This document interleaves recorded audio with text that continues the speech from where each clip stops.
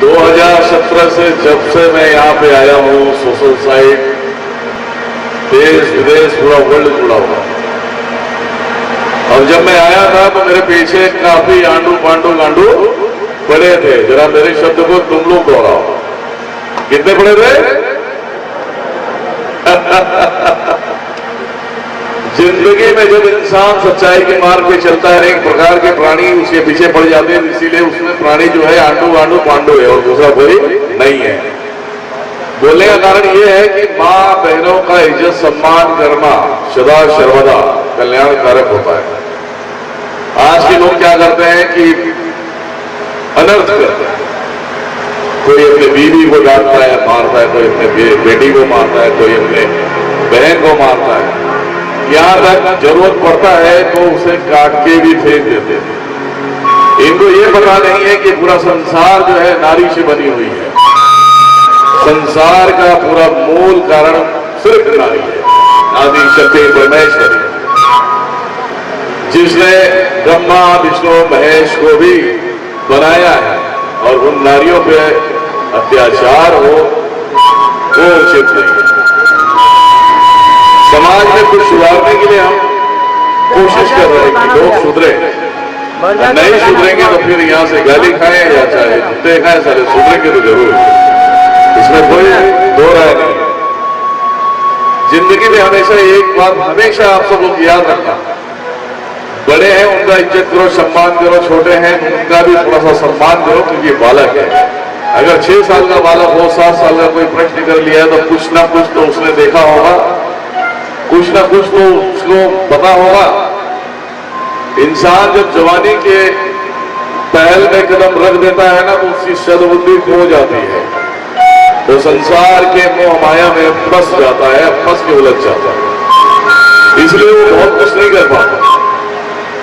शादी करने के बाद अपने घर परिवार को संवारने में लग जाता है, अपने बच्चों को संवारने में लग जाता है। उसके बाद कोई कोई ऐसे होते हैं कि अपने बीवियों को भी छोड़ के दूसरी लेके आ जाते हैं, उनको भी देखना पड़ता है।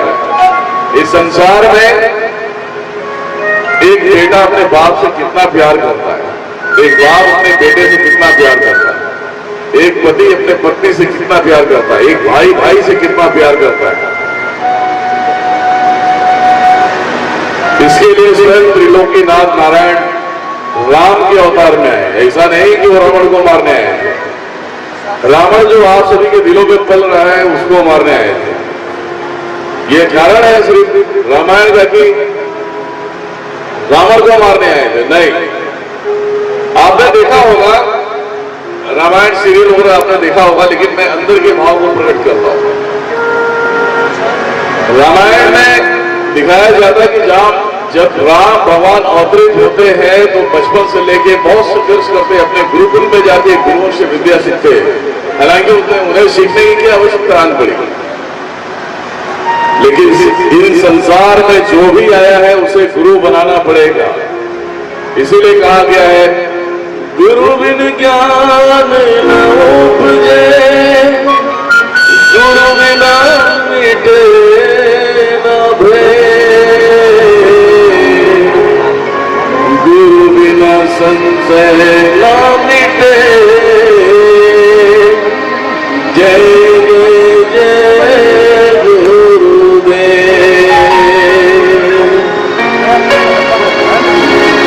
जब त्रिलोकीनाथ को गुरु बनाना पड़ा तो आप सोच सकते हैं हम लोग ये मामूली इंसान, ये प्राणी है, हमारे अंदर क्या है? कुछ भी नहीं है। जो स्वयं तीनों लोगों का मालिक वो स्वयं राम भगवान बनकर आता है। और रामायण में एक चीज दिखाया गया है, हालांकि आप लोगों ने सीरियल के माध्यम से देखा है, रामायण पढ़ा होगा तो आपको पता होगा अंदर की बातें क्या है। कैकेयी देखिए राजपाट अच्छा खासा चल रहा है और उसे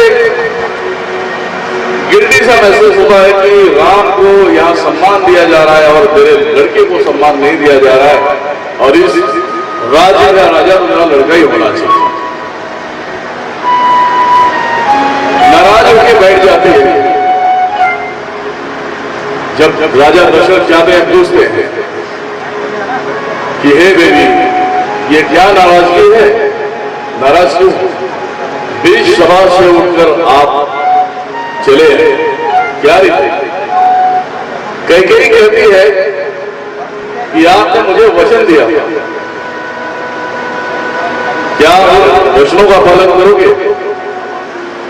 राजा दशरथ कहते हैं क्यों नहीं, जो हमने वचन दिया है उसे हम निभाएंगे, बोलो क्या चाहिए? कैकेयी खड़ी होती और बोलती है, अयोध्या का राजा मेरा पुत्र भरत होगा, राम को 14 साल का वनवास।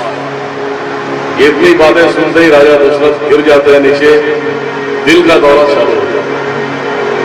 एक बात पूरे राज्य में गूंज जाती है, राम भगवान तक ये बातें आती है। राम भगवान त्रिलोकीनाथ, उनको सब पता है कि मेरा खेल कहां से स्टार्ट होगा और कहां पे समाप्त होगा। आते हैं तैयार होकर वनवास जाने के लिए, आते हैं अपने पिता को देखते हैं और पिता को देखते ही समझ जाते हैं कि मेरे पिताजी मजबूर है। आज बेटे को बाप बोलते कि तू जा बाहर जा, कमा खा के आ जा, कमा पैसे लगे थे, तो यहां रह के क्या करेगा? तो डर जाएगा, तुम ही करो भैया, मैं तो जाने वाला नहीं हूं।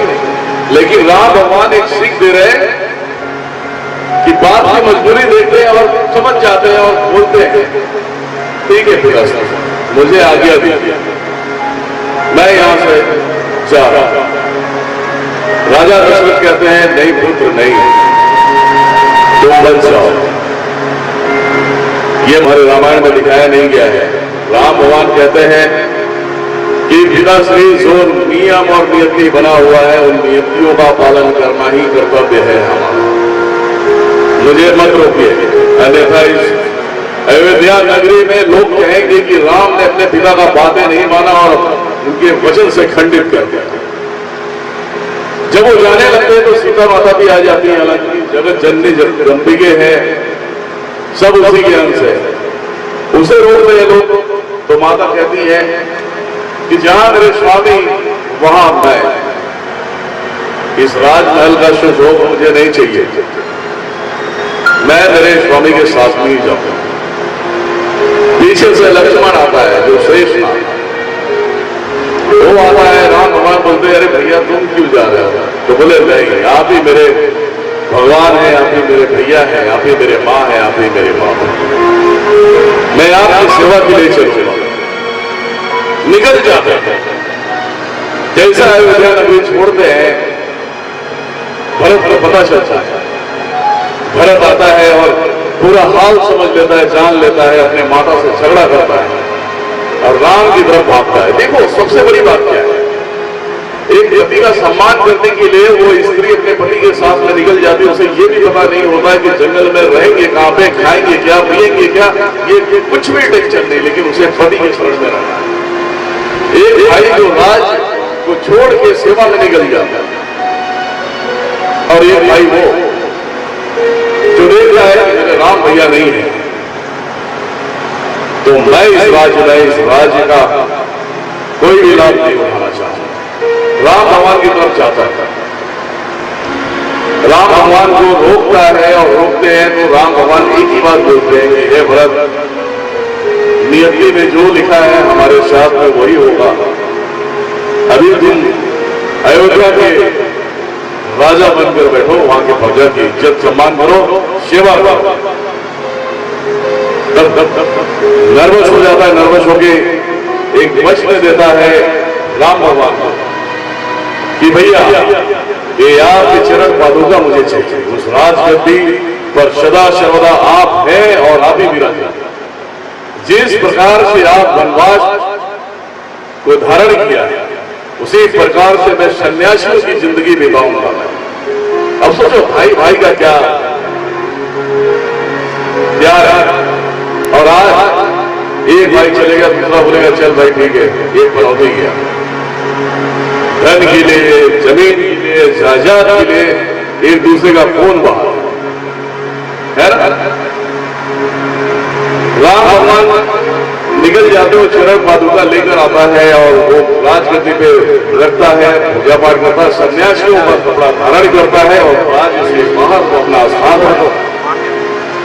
आपने देखा होगा कि रावण तो एक मिसाल, रावण एक मिसाल था। रावण बहुत बड़ा योद्धा नहीं था, वो हनुमान जी की पंजों से दबके मार जाता, लेकिन हनुमान जी का भी कारण था जिससे रामायण की रचना होगी। जिस रामायण को पढ़ के इंसान अपने आप की जिंदगी उद्धार करेंगे, भवसागर से पार हो जाएंगे, तो रावण को राम के हाथों ही मरना हुआ। बड़ी विडंबना की बात। चलो ठीक है, फोन करता।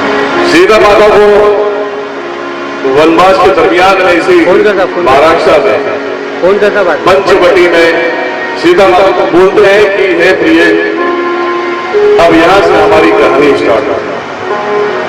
अब तुम्हें छाया रूप में हम प्रकट कर रहे हैं और आपको अग्निदेव को दे रहे हैं।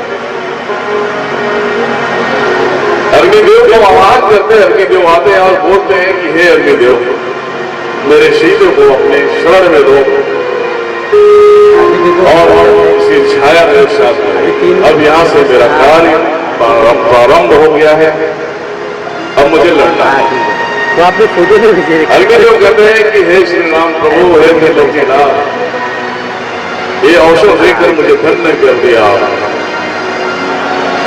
मैं बहुत सीता माता है, लेकिन ये पुत्री के रूप में मेरे पास रहेगी। वहां से सीता हरण होता है।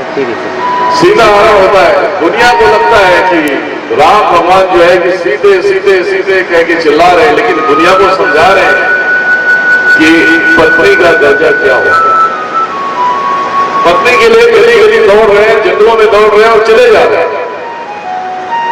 और आज का मानव कैसा है, बीवी चले गई तो बोले दूसरी लाओ, पता नहीं कितना दिन जहाँ रख के आए, है ना, यही चलता है।